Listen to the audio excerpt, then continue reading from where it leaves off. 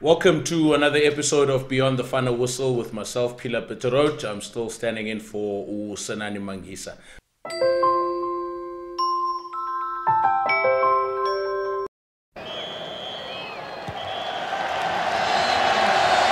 What a weekend it's been for Rugby Championship. I think the Springboks have some work or homework to do, but all in all, I think everyone around the country is feeling kind of positive in terms of how the guys have actually grown in the past couple of years. Sisa, I'll start with you, man. What are your highlights for this weekend in all? My highlights, Pila, are that we are seeing improvement by the Boks. Our team, we're finally seeing what the coach is talking about. We're finally seeing this defense that everyone is raving about coming together bit by bit. Although it's not the finished product, it's getting there. We're finally seeing our combinations, especially loose forwards or in the forwards, coming together. Still very worried about our wings not getting enough ball, but that'll come in time, I guess. But overall, very positive. Go. Yeah, look, I mean, we didn't get the win, but there's many lessons that guys will take from this, hopefully, going into the end of year tour, but also for next year. So great builds from it. I think what I'm excited about is the brand of rugby that I'm seeing from the guys. So, I mean, there's all of a sudden a lot more variation in how we play. It's not a matter of just bash, but what we've shown is that we've actually got some firepower out wide. And when the guys get good go forward, I mean, we've got good variation in terms of how we run. Also like the fact that Andre Pollard has found his kicking boots. Again, another 100% kicking display this weekend. Sia leading from the front. I think he came under criticism beginning of the championship, but he's shut up a lot of people now because, I mean, leading the tackle count, but also just clutch plays amongst him. So the try that he set up, also just his work in terms of just counter-attacking and getting those crucial balls. So, I mean, I'm happy about that. And I think to what Sisa say, just a general overall play of the guys and the process going forward. I think someone made the comment that winning is one thing, but the process in building is another. And I'm excited about the process and the build that we've got. And I think what I'd really like to see in the end of year tour is a consistency of the performance. Because if you looked at this team that played on Saturday versus the team that played against Australia 2 weeks ago, it's chalk and cheese in terms of how they play. So you actually want to have them playing at that level that they played at that week. But many are positive for the guys. So, but are the other guys getting enough opportunities within Rassi's structure? Because, I mean, we are how many games away from the biggest rugby tournament, the World Cup in Japan? But are the other guys getting enough game time or opportunities? Because, I mean, we've got what, 5-6 games before we fly over to Japan. Yeah, so like I said last week, I was worried about that. That was one of my biggest worries about guys getting enough game time, or guys sitting on the bench and not having the opportunity to come on the field. Listen, we saw them coming on this time around. It didn't really work out. In fact, exactly what I sort of said last week happened, where the guys came in and some of them were deers in headlight. You know, they were rusty. Rusty. They were very rusty. So, I mean, sticking with the positives, we have an end of the year tour now where the guys can flex their stuff. You know, 3 games I think that we can bring the guys on and let them show their stuff. I mean, were you happy with the substitutions that took place over the weekend? Because there's a lot of complaints from the general public out there that we did not need guys to be substituted. But when the substitutes came on, All Blacks scored 2 tries. And they actually ended up winning the game. Look, it's a popular narrative. I don't believe the substitutes cost us again.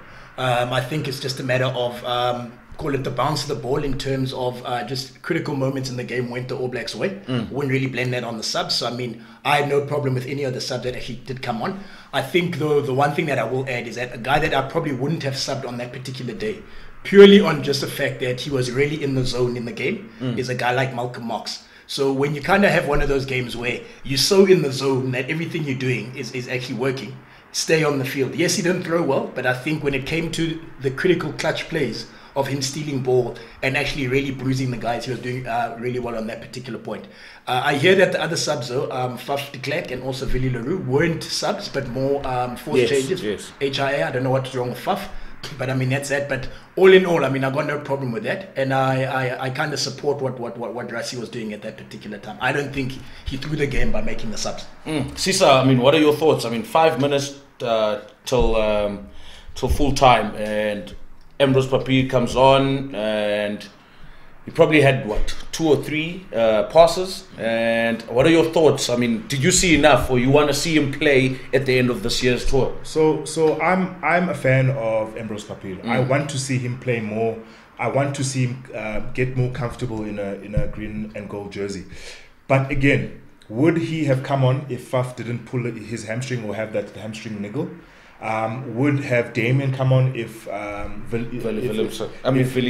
Willie had no HIA, didn't have that HIA? That's another question. So again, you know, rugby has a funny way or things in rugby have a funny way of happening. When you think you have something sort of in control, a curveball like that can happen. So for me, again, to be comfortable, the guys need game time. And I will always say this, and I'll always stick to it. Even now, leading up to the end of the year tour, I believe the guys should be playing Currie Cup. A lot of them should be playing Currie Cup, and then obviously go to the end of the year tour shop. But Ngo, we were leading by 17 points at one stage. 17 points. Yeah.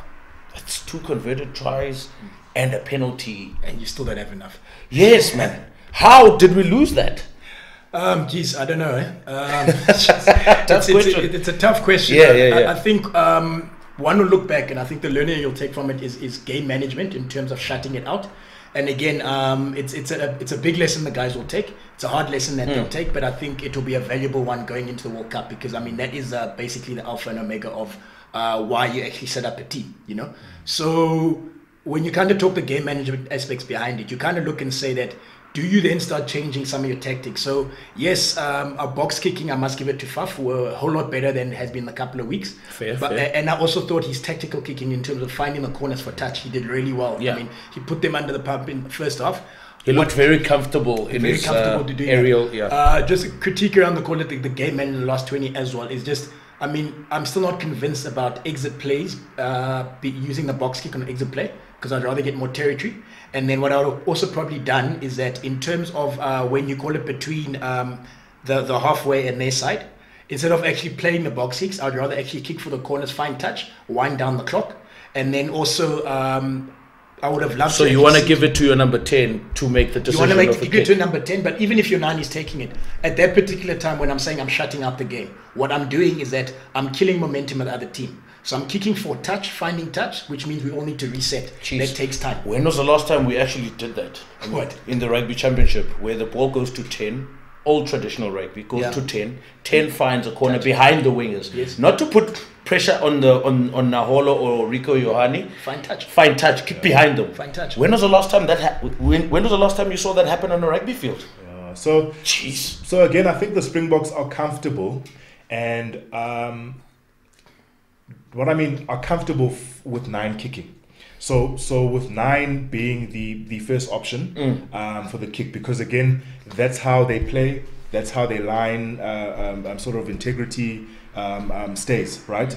From Faf kicking either an up and under or kicking a Nike for the corner or whatever, you know. So I mean, going back to Go's point, game management at the moment is a thing about experience, you know. Yes. The All Blacks do it very, very well, and they're not the number 1 team in the world for nothing, because their game management it's actually ridiculous. In fact, in that last sort of 14 minutes, when they were 30-13 behind, right? Yes. I think they were 30-18 behind with about 6 minutes left.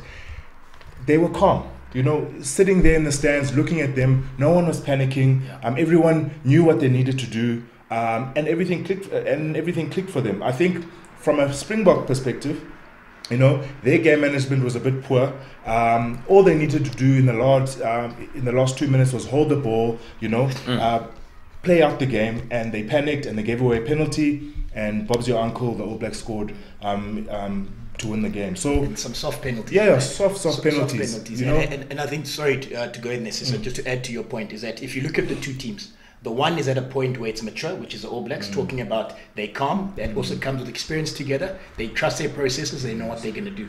The Boks are a team on the rise. So, I mean, the trust is building, but still not fully there like an All Black team. And also, I mean, it's their first time kind of being in those zones. So naturally, your tempo is high, okay? And the calm that you kind of want within the All Blacks is something that you learn as you go on to trust each other and also trust your process. So the guys will get there, and that's why I say that it's a positive for the Boks that this is a game that it will be a hard lesson, but we may look back at this game and be like, that is a game that we needed to lose for us to be the team that actually goes on to win the World Cup, if it actually works out that particular way. So I'm not too gutted about the loss, because I think there's great learnings we can take from that. But what's important is that we take those learnings and we build from that. So can we say that the Springboks are on par with the All Blacks?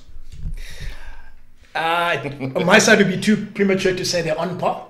I think they are on the up. They are coming to challenge the All Blacks. I mean, to be fair, I'd say probably another 2-3 more games, and then I can start saying that they're on par. But what I do know is that what do you want from 2 or 3 more games? Do you want the same result? Do you want the difference in what points margin? Well, I want another derby, which is when the game is on, no one knows who's going to win.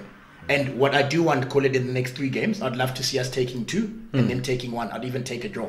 But what I do want is basically a derby where any team knows that on any given Sunday, you don't know who's going to win between them. Are we on par? So I think we are well on our way. There's a lot of positives, like we've been saying, that we can draw. And the one thing that's really impressed me about the Springboks is their organization. You know, they look very organized. They look very prepared at the moment. They know what they want to do in theory. You know, it's just obviously on the day, things like game management, things like their defense, this outside in defense that they've implemented with all its intricacies. You know, it's coming together, right? What they need for me is another sort of tour, which they're getting now at the end of the year tour, where they spend probably a month together sorting out these little intricacies. And I think at the end of this end of the year tour, we might see a completely different team, especially with the additions of Dwayne Vermeulen and maybe 1 or 2 other players. That everything might come together to sort of a finished product that we can take to the World Cup. I've noticed that the Boks haven't actually won, let's say if they go into a break, halftime leading. We haven't won a game whilst leading. We've won games where we've been trailing, but we haven't won games where we've led. Now it goes back to Ngo's game management. I mean, 17 points. How do you capitulate? Yeah, I mean, 17 points is quite a big deficit. It's a lot to defend. I mean, we had how many minutes left on the clock to defend 17 points? I think it was about what, 10? Last 10 minutes. But again, guys, it is New Zealand. You know, it is New Zealand, and New Zealand on average, I think, score about 34 or 36 points a game. So we know it was coming, or we knew it was coming, right? It was about whether we could keep it out. And unfortunately, we couldn't. And I think the guys will learn from this, you know. As much as it is a game management thing, right? And as much as we should have done it, we need to remember the stage that we are at with the Springboks at the moment, and where New Zealand is and what New Zealand has done in the past. Fair enough. But at the same time, but just to add on to what you're saying as well, is that they always, New Zealanders, that is the All Blacks, they always score within the last 5 minutes of the first half and then the last 10 to 15 minutes of the second half as well. I mean, that's also part of the learning process that the Springboks need to know as well and understand, that don't let them score before half time, because then they get the tails up. Don't let them score as well in the last 10 minutes either, you know. So it goes back to what you were saying as well, that we need to make our fly-half actually do some work in terms of giving us the front foot, you know, kicking behind the wingers. Don't kick to the wings, because all teams now in current world rugby, everyone wants to put pressure on the opposition wings. Kick up and under, let's put pressure on their wings. Hopefully they knock the ball on. Nobody actually wants to kick behind the wings, you know. I mean, I think also this also will help out. I mean, can also come in terms of if you have 2 fly-halves, if you have Janchis and a Pollard, you know. With the screen passing, he comes behind, he's got enough space and enough time to actually kick the ball behind the wingers. Yeah, You know? and a team like England does that very well. Yes. I think we can take lessons from there, and as well maybe going to play in Northern Hemisphere conditions that will maybe definitely come into the picture. But for me at the moment, I'm happy, especially with Pollard's improvement over the past couple of weeks. Yes, he's been good. Very happy. Good. Maybe that is a development part of their game, getting the 10 to make a decision with kick from hands. Yeah. But I'm quite happy at the moment. You also happy? Yeah, no, definitely. I mean, we're on the right track, and the process is moving forward. Cool. As you heard it, ladies and gentlemen, the Springboks are on the right track. Now we're looking forward to them going into the end of the year tour. Hopefully there'll be some great results coming from that. That's it for this evening's Beyond the Final Whistle. Follow us on Twitter @grit_sports. Join in on the conversation, #Beyond the Final Whistle.